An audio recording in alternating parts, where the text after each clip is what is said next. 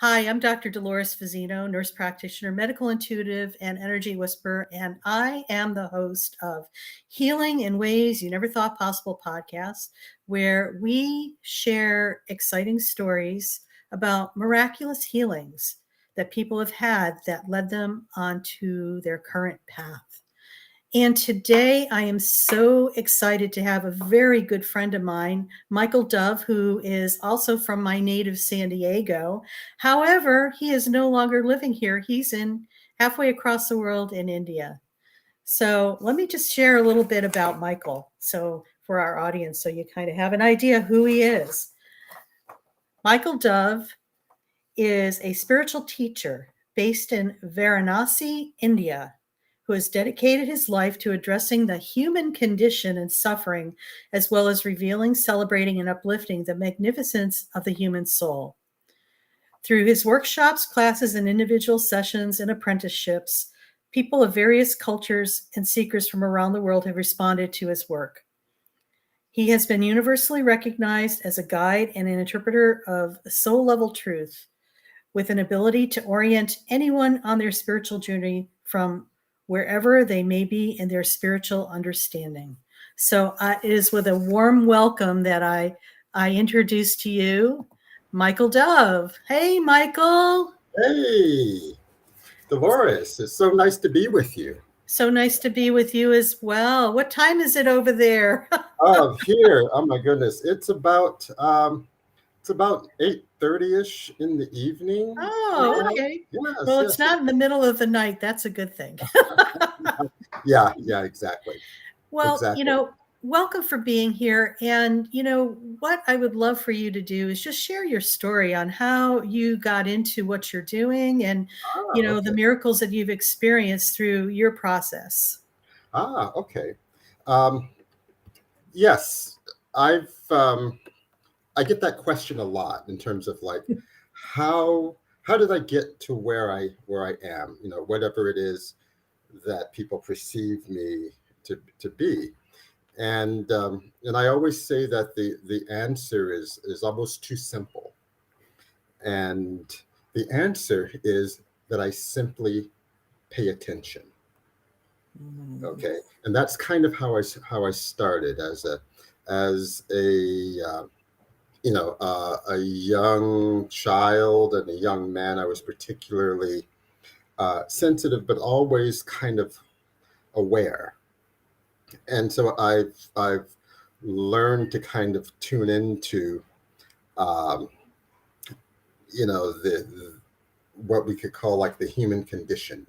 Mm. And as with so many healers, uh, what initially ushers us into that role is often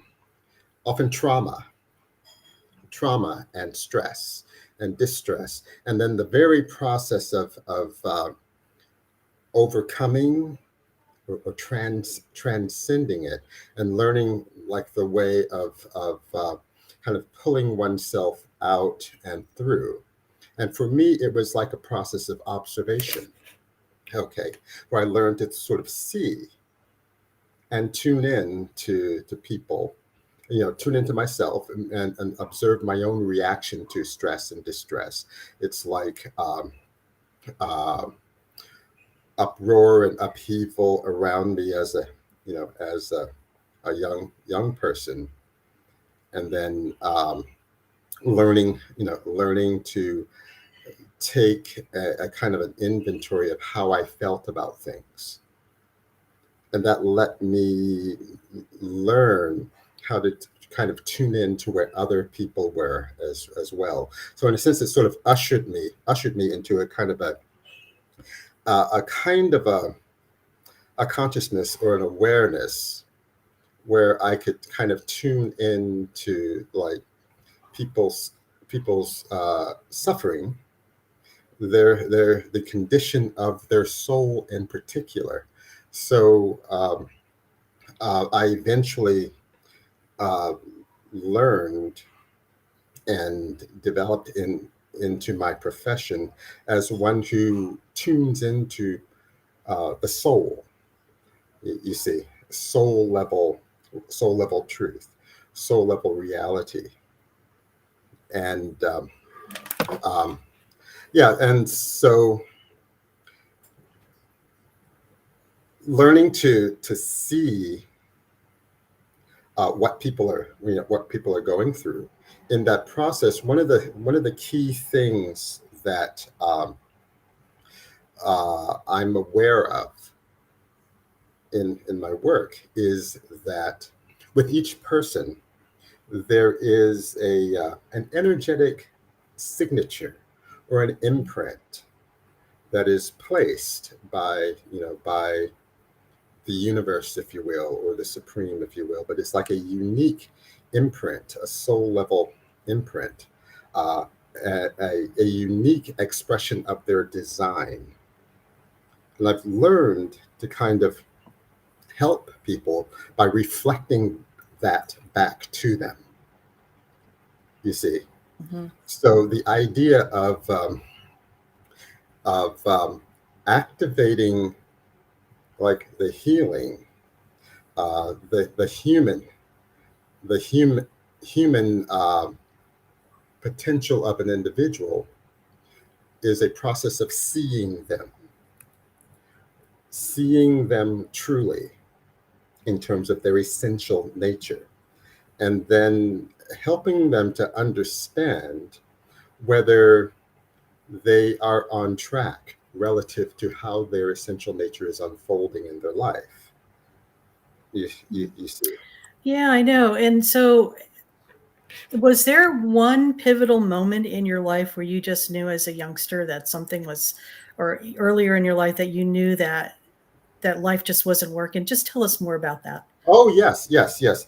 I realized that it's like different things that I've tried on a practical level in terms of like educationally or work wise, or even on like a business level. One of the things that was a kind of a pattern was so many of these practical kinds of things were not working out. Okay, and and with each attempt, all that I got out of it was this wisdom from the lesson. Mm-hmm. So it's like, try to achieve in this area, and it wouldn't work out, and then I would just get this wisdom. And I'd try in another area, and the same thing would happen. So finally, it's like um, having simply collected all of this insight and wisdom from just keen observation, and realizing that, well, you know everything, telling God is like everything is not working out, and all I have is this wisdom. All of this I have is this awareness and insight. And so the answer that reflected back from the universe, well, was that, well, go into the wisdom business. You see Yeah. that this is what that was for. It's Mm-hmm. it's like this path of things not working out in the regular world, especially in the Western world. Yeah. You see, and And and and we, you we know know what? how That is poetic. so true even today, because Mhm. I think you and I both can agree on this. It's like the way people had been doing things for so long, all of a sudden it's no longer working. Exactly. So there's a certain kind of a realization that for those of us who are like intelligent and sensitive and have some insight, but if things are not working in an ordinary sense, in a sense, it kind of puts one on sort of the cutting edge in terms of being compelled to come up with another way, Mm, you see, yeah. and to be creative and resourceful and to look deeper and further, you see, Yeah. and to know, to observe more about what the human condition is and what life is about, and then utilize that awareness. No, that's very true, Michael. And it seems like what's present today is like, it's a reminder how much we need to go within. The more chaotic that you witness in your environment, it's not about getting propelled into that and going with that. It's pulling yourself back into yourself, because it's so easy for us energetically to just get out of kilter and balance by following something on the external that is collective. I call it collective noise, because that's what it is. Mm-hmm. And, we're drawn by it because a lot of times we've been programmed that we need to find our answers out here in the Yes. external instead Yes. of going within ourselves. And I think, if anything, today, it is crucial that people come within themselves and establish a relationship with themselves so they could be their best selves. Tell us more about Yes.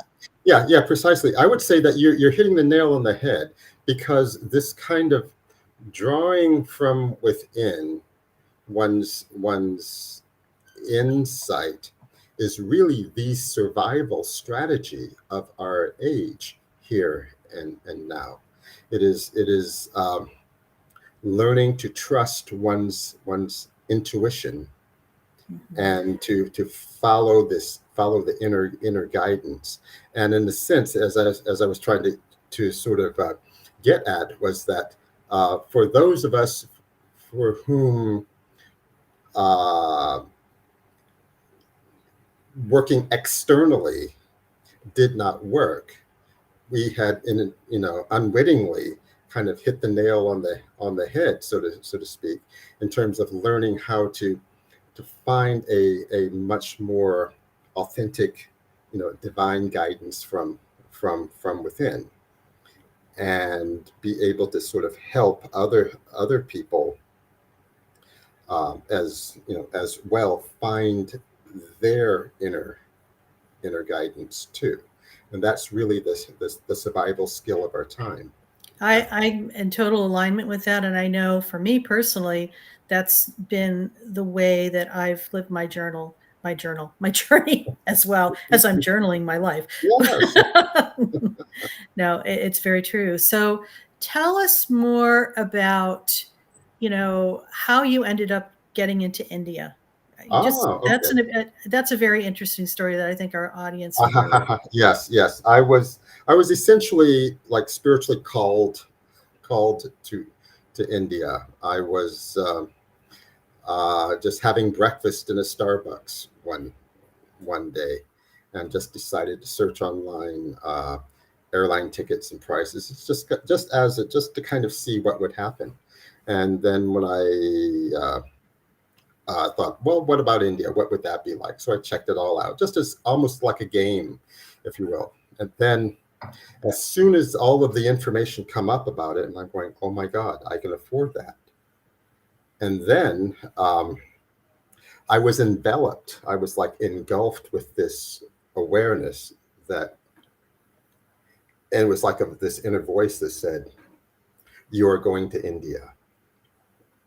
I'm going, oh my goodness, I guess I'm going to India. And then even before I finished my breakfast, before I finished my coffee or anything, I bought the ticket.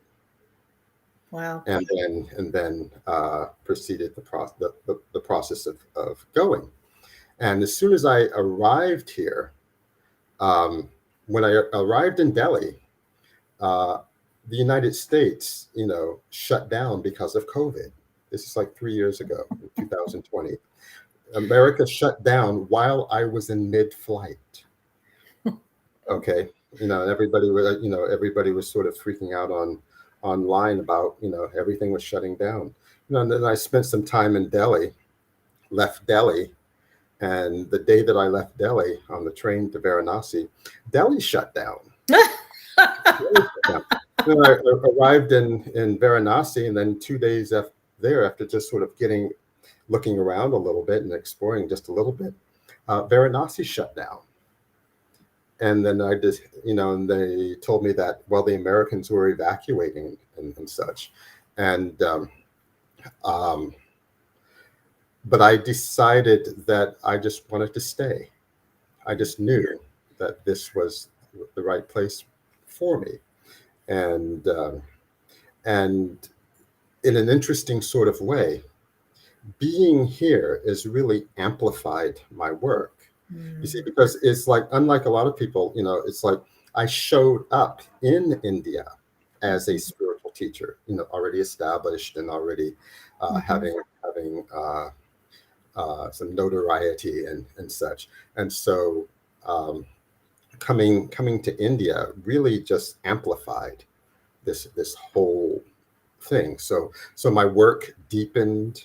I started organization of helping people who were uh, you know food insecure. Began to set up a thing where I'd hire local people to help them get through the uh, uh, the pandemic, because tourism stopped, and so Mhm. therefore there was lots of desperation happening because people didn't have means, their usual means of getting money flow. So I just basically began to work and doing uh, support for the community, and at the same time I would continue my healing practice via online, in the States and Canada and Europe too. So Mhm. that's kind of in a nutshell, what that I'm, message is. it always amazes me how the universe has our back and how things are set up as long as we, number one, get out of our own way, take a step back and listen to that inner wisdom that we're gaining and just Mhm. follow through on that. Sometimes, you know what, it sounds like the craziest thing in the moment, but sometimes the crazier it is, the better it is for us. Yeah, I'm yeah, yeah, convinced. yeah, exactly. So I would say that if there's any message that I have, Yeah.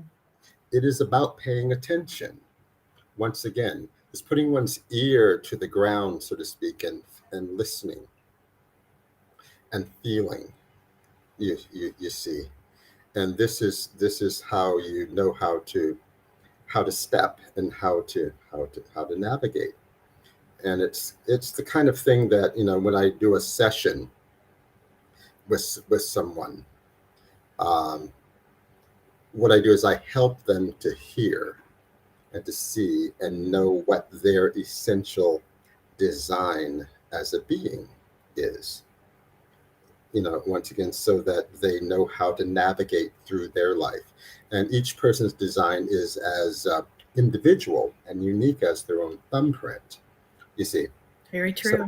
this is what I try to reflect back to them, to help them to know their own nature, their own design, and become acquainted with their own truth, and learn how to hear, listen, and feel. The essentials: learn, listen, and feel. I'm going to write that down Yes. because those are the essentials, Hmm. because so many of us don't do that. Yes, yes, yeah, exactly. And so often it's like I encounter people when they're either a little bit confused or they've gotten off track. And so much of what I offer as a healer, as a practitioner, is a reminder. It's like helping them to remember, Mm, love that. remember who they are. Yes. You see, and this is so key and critical, because it's like, if one believes that we're moving towards some kind of realization or enlightenment or liberation or being whole, healed and whole, it is my belief that the wholeness that we're moving towards for each one of us is equally uh, unique and individual. You see. Michael, I totally agree with you on that. And what is the best way people could get in contact with you? I'm going to put your information up here on the board, um, Okay. so you could see this, but why don't you say a little bit more? All right. All right. Yeah. Well, my email is yourdoveInIndia@gmail.com. All one word, yourdoveInIndia@gmail.com. And my website is michaeldove.net. Just go to michaeldove.net, and I'm very, very easy to find. That he is. Well, Yes. Michael, as we close here, Mhm. what are some words of wisdom that you'd like to just share with the audience? Ah, that that you are a living being, and by the very design of your nature, you are designed as a successful being. By nature, you're designed to be successful. Okay. And that we are set in a inherently, intrinsically successful universe. You see, the universe itself is successful by definition. Okay. And so to always remember, the default reality is that you are a successful being set in a successful universe. And that is your starting point. That is the default truth, reality. And so that's what I would want to impart to people. Thanks, Michael. Very wise words and perfect timing for our universe and what we're attempting to create and will Mhm. create for the future. It's very exciting. Ah, well, thank So you. thank you so much for being here, and I just want to thank our audience for listening and hopping on this video podcast. And if you are interested in learning more about our show, here is the link. You could subscribe at our YouTube channel, and it's at Dr. Dolores Fazzino, Healing in Ways You Never Thought Possible. And also, I offer a free guided meditation for those who are pretty much caught up Mhm. into their head and probably not in their body. And we know today it's so easy to pop out of your body and be in your head and go traveling, here, there, worry, angst, worry about tomorrow, reflecting on what I could have done, yesterday. It doesn't matter. All that matters is right in here, right now, in the moment. And this meditation will help you be in the present moment. So I invite you to come and sign up for that too. The link is in the box here, drdoloresfazzino.com/free-video. So as we're wrapping up another episode of Healing in Ways You Never Thought Possible, and I just want to tell the audience that just remember that you are loved more than you know, and you are supported more than you know, and don't be afraid to ask for assistance. Bye now. Bye now.